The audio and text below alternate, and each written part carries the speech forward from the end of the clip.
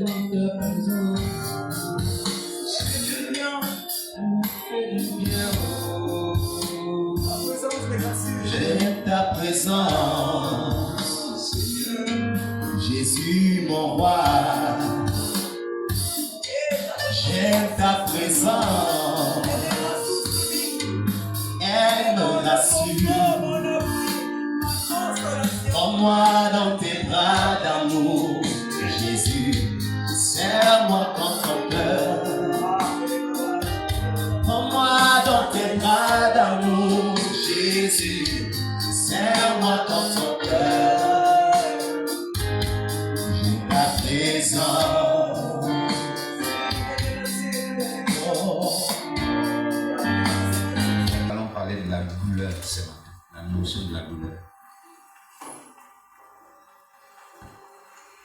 Nous allons parler ce matin de la notion de la douleur.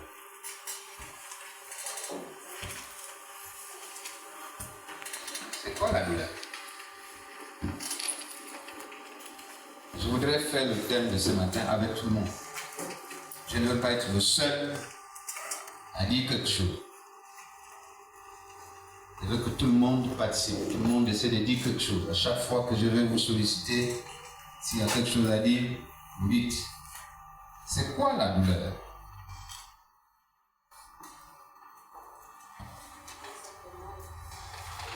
Quand ça fait mal. C'est quoi ça fait mal? Oui? Douleur psychologique ou physique. La douleur, c'est? Psychologique ou physique. Psychologique ou physique. Ok. C'est quoi la douleur? Oui? C'est une expression de souffrance. Oui? C'est un mot qui dérange. C'est un mal qui dérange l'être humain. Oui? C'est un sentiment. Et il est comment? Comment? Douloureux. C'est un sentiment douloureux. Oui? La douleur. Rapidement, la douleur. La douleur, c'est une sensation pénible, désagréable, ressentie dans une partie du corps. La douleur, c'est une sensation pénible, désagréable, ressentie dans une partie du corps. C'est une sensation pénible, désagréable, ressentie dans une partie du corps. Alléluia.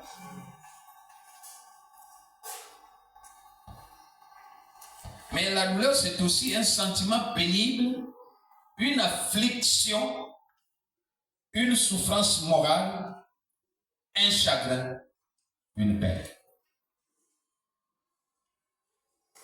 C'est une affliction, une souffrance morale, un chagrin, une peine. Alléluia. Premièrement, je disais que la douleur, c'est une sensation pénible, désagréable, ressentie dans une partie du corps. Nous sommes dans le domaine physique. Mais deuxièmement, j'ai dit c'est une affliction, une souffrance morale, un chagrin, une peine. Nous ne sommes plus nécessairement dans le domaine physique. Alléluia. Est-ce que tout le monde comprend ça?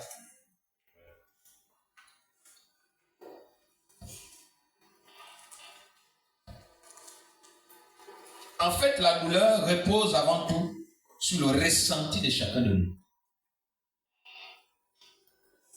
La douleur repose avant tout sur le ressenti de chacun de nous.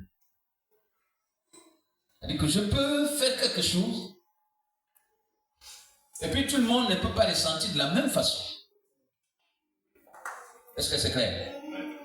Je peux poser un acte Et tout le monde ne l'apprécie pas de la même manière.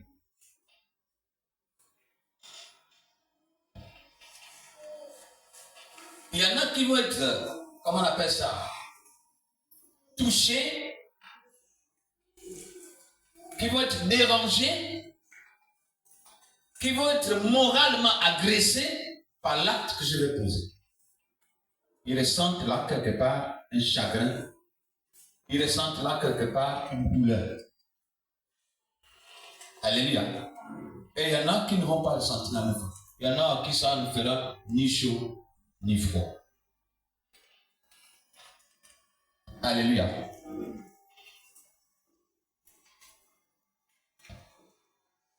Mais j'ai envie de poser une question. Peut-on parler des bonnes ou des mauvaises douleurs? Est-ce qu'on peut parler des bonnes ou des mauvaises douleurs? C'est-à-dire, il y a la bonne douleur et il y a la mauvaise douleur.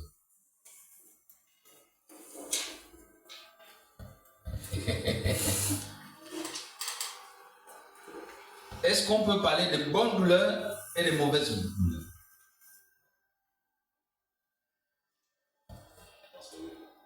Comment? Oui. Et pourquoi? Je vais prendre un cas, un exemple simple. Lorsqu'on vit en Christ, Lorsqu'on vit en Christ, vit en Christ, il arrive qu'on fasse des sacrifices douloureux qui sont récompensés de façon agréable. Donc on s'est permis de subir une peine douloureuse et avec une récompense agréable. Leçon de la vie en Christ. Vraiment, restons un homme, tu disais normal. Restons un homme normal. C'est-à-dire un humain tant que tel. Et focalisons sur la douleur physique. Est-ce qu'il y a la bonne douleur et la mauvaise douleur? Peut-être que je vais avoir les réponses que je veux. Je vais d'abord me cacher sur une seule douleur. La douleur physique. Si tu as une douleur physique, est-ce qu'il y a une bonne douleur et une mauvaise douleur? Est-ce qu'il y a une bonne et une mauvaise?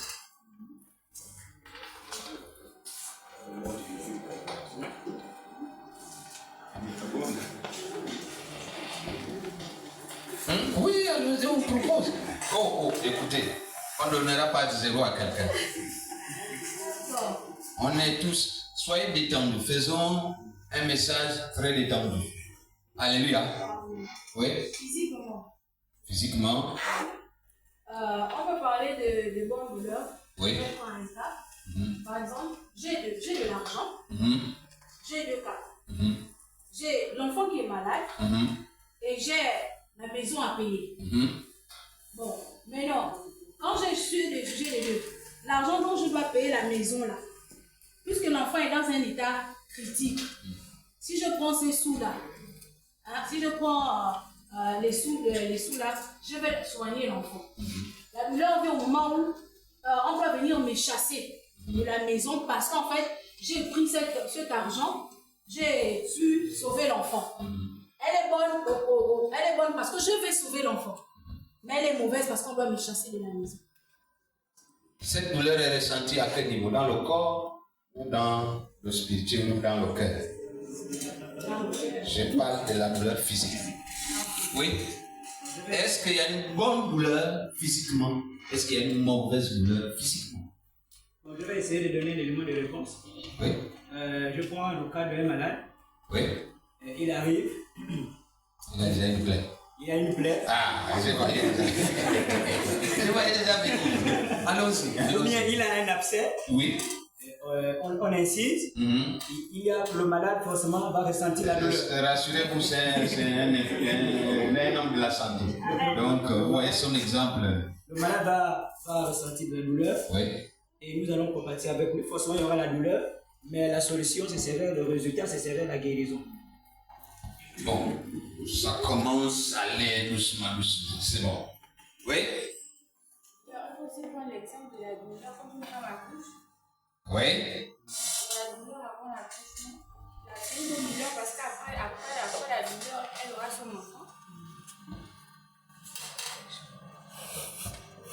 que quelqu'un a compris ça? Est-ce que quelqu'un a compris ça? Elle a préparé le message dans l'esprit. On peut acclamer ça.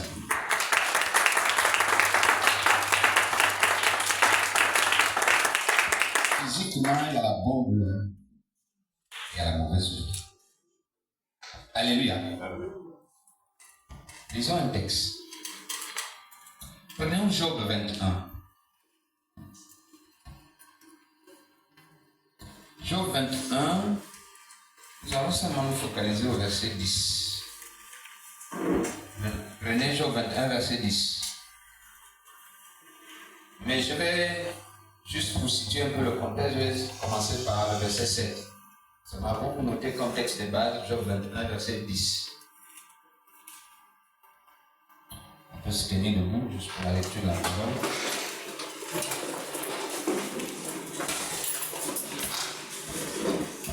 Pourquoi les méchants vivent-ils? Pourquoi les voit-on vieillir et accroître leur force? Leur postérité s'affermit avec eux et en leur présence, leurs rejetons prospèrent sous leurs yeux. Dans leur maison règne la paix, sans mélange de crainte. La verge de Dieu ne vient pas les frapper. Le verset que je veux. Leurs taureaux sont vigoureux et féconds. Leurs génisses conçoivent et n'avortent point. Alléluia. Amen. On peut s'asseoir.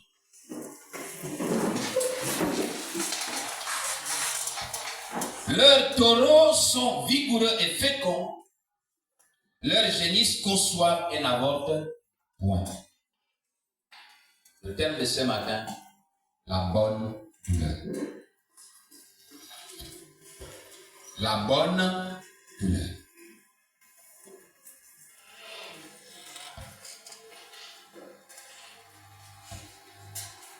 Alléluia. La bonne douleur.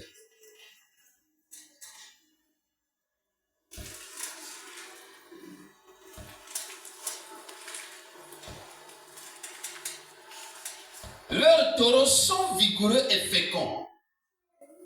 Leurs génisses conçoivent. Ça veut dire quoi? Ça veut dire enfante, mettre bas. Comme on dit. Parce qu'enfanter, c'est un peu chez les humains. Et chez les animaux, on dit il a mis bas. N'avorte point. Leurs génisses conçoivent et n'avortent point. Je voudrais simplement dire qu'il s'agisse de l'enfantement, écoutez-moi bien, qu'il s'agisse de l'enfantement ou de l'avortement, c'est toujours la douleur. Est-ce que tout le monde est d'accord? La douleur, c'est la douleur. Que tu avortes, que tu enfantes, c'est la douleur. Alléluia. Mais nous sommes en droit de nous poser la question suivante. La douleur de l'avortement est-elle différente de celle de l'enfantement? C'est ça le plus important. En fait, toute la problématique de ce matin, c'est de savoir si la douleur de l'avortement est différente de la douleur de l'enfantement. Voilà le sujet de ce matin. Est-ce que la douleur de l'avortement est différente de la douleur de l'enfantement? Avant ma. Vous serez noté sur 10. Puisque vous voulez une note. Alléluia. Vous serez noté sur 10. Est-ce que la douleur de l'avortement est différente de la douleur de l'enfantement? Enfantement, c'est-à-dire l'accouchement. Hein? Voilà. C'est toujours la douleur. Hein? Que tu avortes, que tu accouches, c'est la douleur. Mais est-ce que la douleur de l'avortement est différente de la douleur de l'enfant?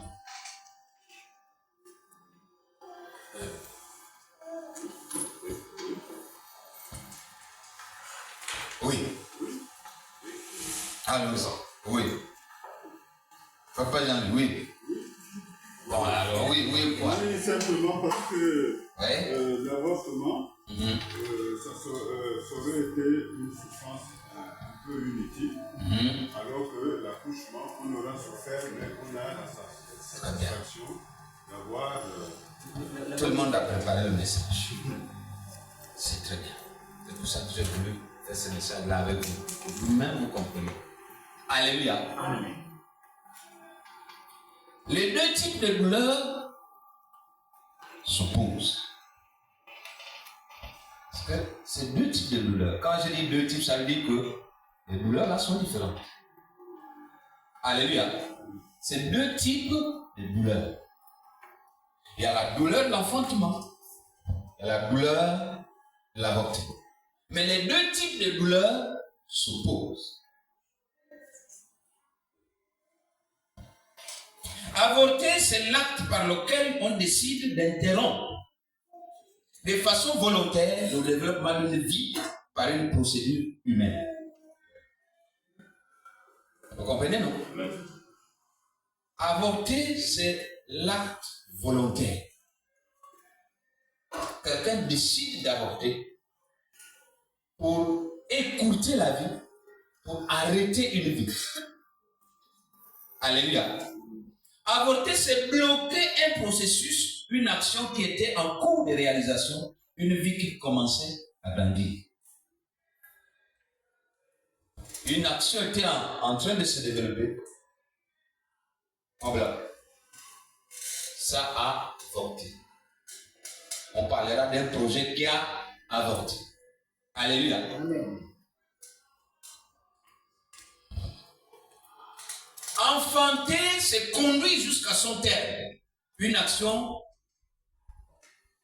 le développement d'un projet ou d'une vie.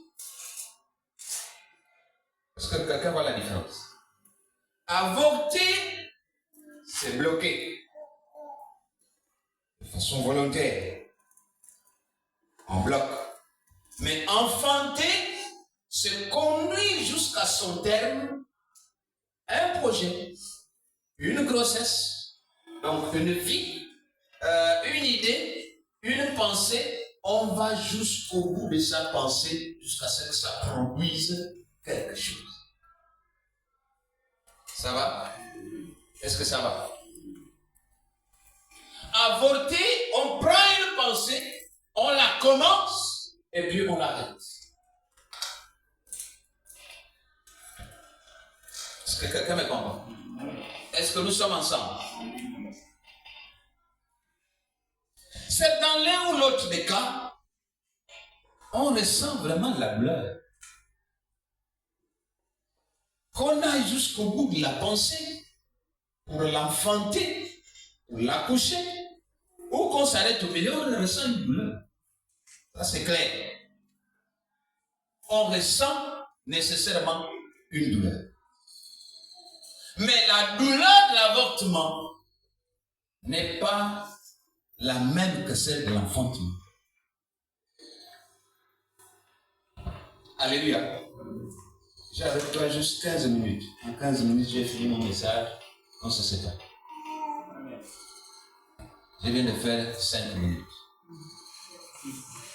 Alléluia. Et il me reste combien? 10 minutes. En 15 minutes, j'aurai fini. Et là, je suis sérieux. Ça ne servira à rien qu'on discute là. Parce que si tu ne suis pas le peu que j'ai dit là, tu n'auras rien compris. Mais ce matin, je vais te parler de la bonne nouvelle. Donc ne perds pas le fil des idées.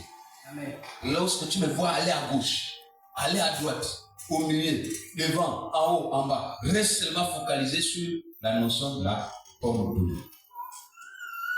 Alléluia. Amen. Donc tu ramasses un peu ce qui va vers la bonne nouvelle. Dans l'un ou l'autre des cas, on ressent la douleur. Mais voir un projet qui va jusqu'à son terme, ou une vie qui grandit et se développe, c'est la douleur qui produit la joie et le sourire. Quand tu vois un enfant qui vient au monde, une grossesse qu'on a passée pendant 9 mois, la femme pleure en salle d'accouchement. On dit de pousser, elle pousse. Elle a la douleur. Mais allez-y en salle d'accouchement. Vous allez voir. Amen. Lorsqu'on ramène cet enfant, vient déposer sur sa poitrine. C'est la joie. Amen. C'est le sourire. Amen. Ça, c'est une douleur qui est partie jusqu'à l'accouchement de l'enfant. Alléluia. Amen. Jusqu'à l'accouchement de l'enfant. Bon. Est-ce que la femme a souffert comme ça? Non. Genèse 3.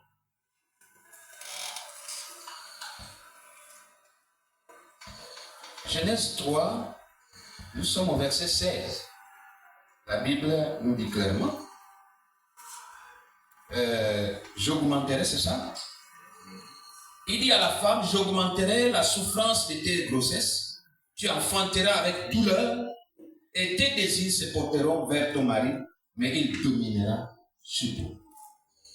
Tu accoucheras avec douleur. Mais après l'accouchement vient quoi? La joie. Après la pluie vient le beau temps. La pluie, c'est la douleur. Il y a le vent qui souffle, il y a les éclairs, il y a le tonnerre, il y a les arbres qui se coupent. Mais après la pluie, c'est le soleil. Après la nuit, il y a toujours le jour. La nuit, c'est quoi? C'est la souffrance, c'est la tristesse, c'est le mal-être. Mais le jour, c'est la gaieté, c'est la joie, c'est la beauté, c'est la liberté. Alléluia. Amen. Après donc une épreuve, il faut qu'il y ait une bénédiction. Après une épreuve, il faut qu'il y ait une bénédiction. Mais s'il n'y a pas de bénédiction, pourquoi avoir affronté l'épreuve?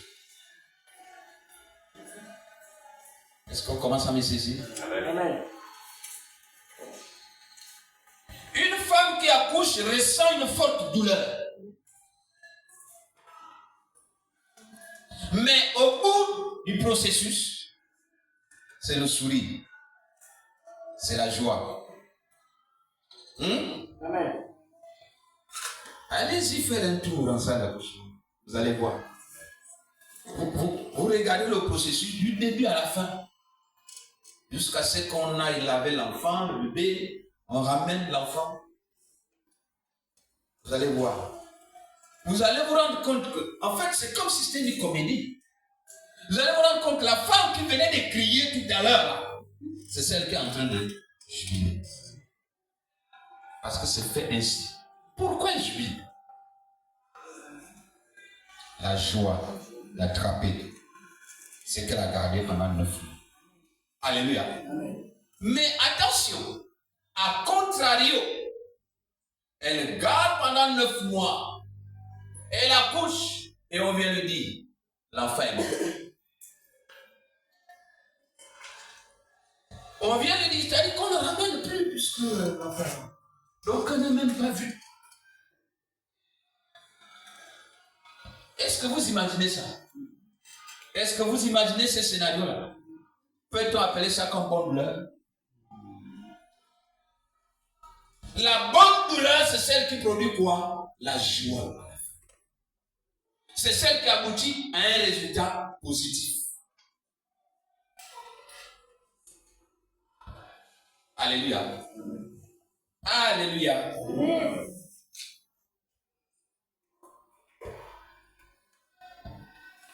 La douleur de l'enfantement, la douleur de l'accouchement est différente de celle qui provient de l'avortement.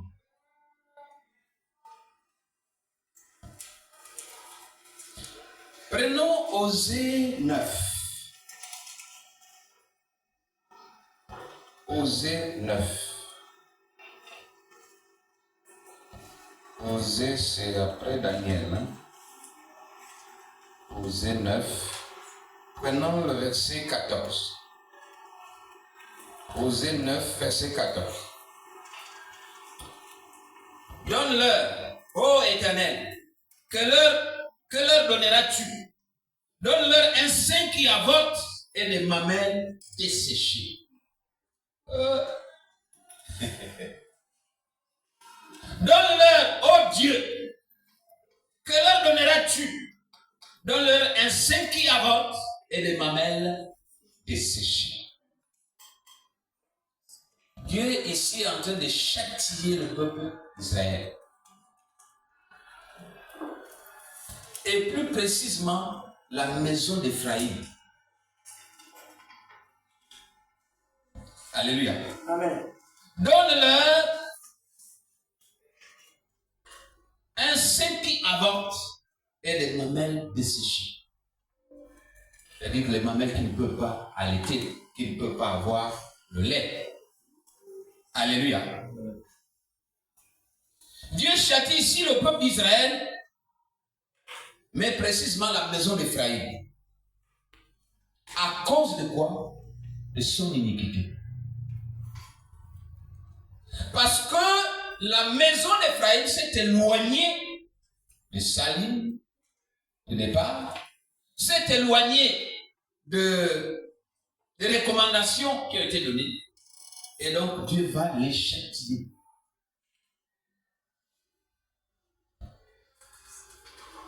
La maison d'Éphraïm est privée ici, on va dire, de concevoir, d'avoir une grossesse et d'accoucher. Qu'est-ce que ça veut dire? Ça veut dire que dans la maison d'Éphraïm, à cause de l'iniquité, à cause du péché, tout projet qui va être formulé là n'arrivera jamais à son aboutissement. On parlera d'ici de quoi? De malédiction. Tu entreprends un projet qui avorte chaque fois. Ça n'arrive pas à maturité. Ça n'arrive pas à l'enfantement de quelque chose. À cause du péché, à cause de l'iniquité. Dieu, donc, à cause du péché, châtie chacun de nous. Parfois on dit, j'ai été maudit là-bas. On dirait que c'est ma grand-mère. On dirait que c'est mon grand-père. On dirait que c'est... Non! Les projets avortent dans ta vie parce que tu traînes une malédiction. Parce que ton sein est desséché. Parce que, comme on dit au village, tes mains sont trouées. Tu peux attraper l'argent, tu ne fais rien avec. Tout projet que tu vas commencer à concevoir n'arrivera jamais à terme. Alléluia. Amen. Tu vas commencer un petit commerce. Ça commence dans la souffrance, sous le soleil, sous la pluie. Quelle douleur. Mais à la fin, ça n'aboutit à rien du tout. Tu auras souffert inutile. Ce n'est pas de la bonne douleur. Mais tu vas commencer à aller à la pêche avec un objectif. Chaque petit kilo de poisson qui sortira de l'ambonnier, tu le vends. Quand on te donne 1000 francs, les 1000 francs là, tu manges les 200 francs, 800 francs, tu caches parce que tu as un autre projet à développer. Dès que tu arrives à développer ce projet, à partir des petits poissons que tu pêches, cette douleur, tu ne bonne douleur. Tu auras souffert pour quelque chose. Alléluia. Amen. Tu auras souffert pourquoi? Pour quelque chose de sérieux, quelque chose de grand, quelque chose de vrai. Tu seras béni, ton âme aussi sera bénie. Alléluia.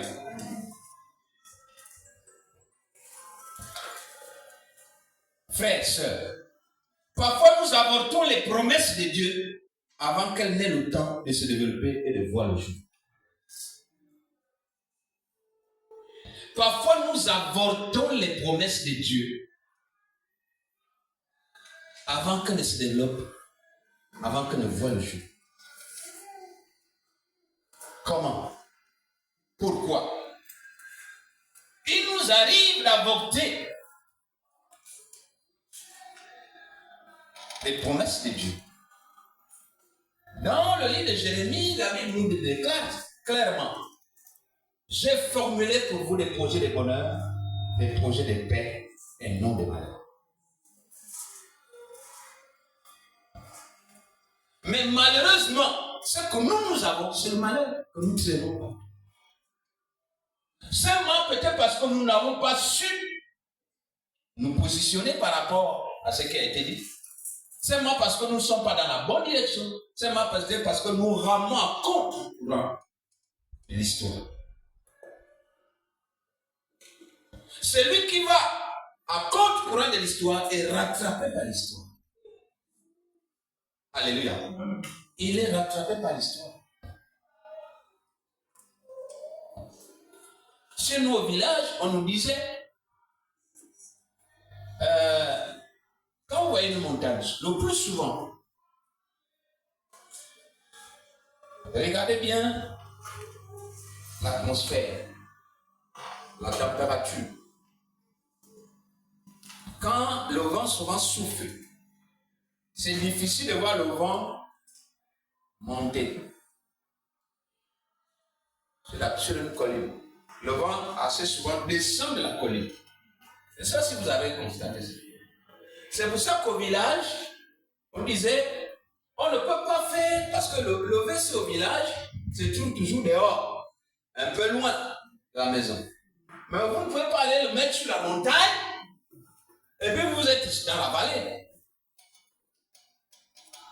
Lorsque toi tu es un habitant de la vallée, et que ton WC se trouve à la montagne, mon ami, tu subis tout. Amen. Je vous livre là un petit secret. Sauf là où ils n'ont pas pu avoir la possibilité. Je dis sauf là où ils n'ont pas pu avoir la possibilité. La plupart des églises catholiques sont situées sur les montagnes.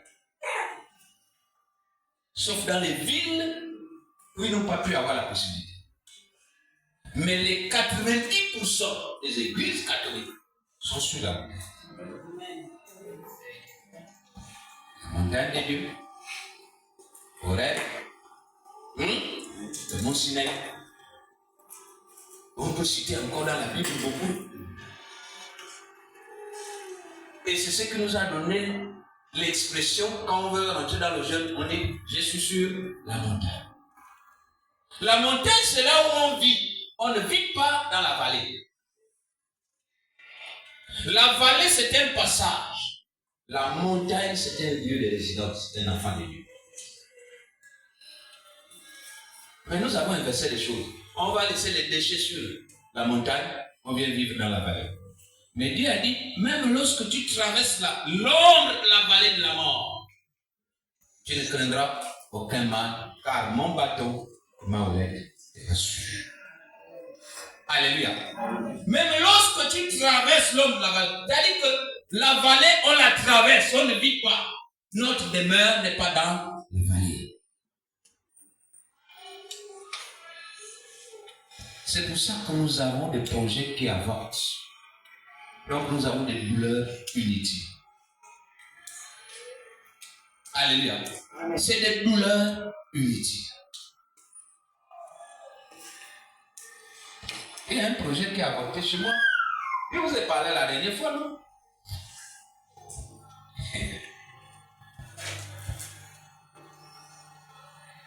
J'ai investi, j'ai économisé un peu. 240 000. J'ai acheté une paire de verres. Vous vous souvenez, non? Ça n'a même pas fait une semaine. Quelle douleur! Quelle douleur! 240 000. Ça n'a même pas fait une semaine. Amen. La paire de verres là, ça revient du Sénégal, c'est lui qui a acheté. Je n'avais plus rien. C'est une douleur.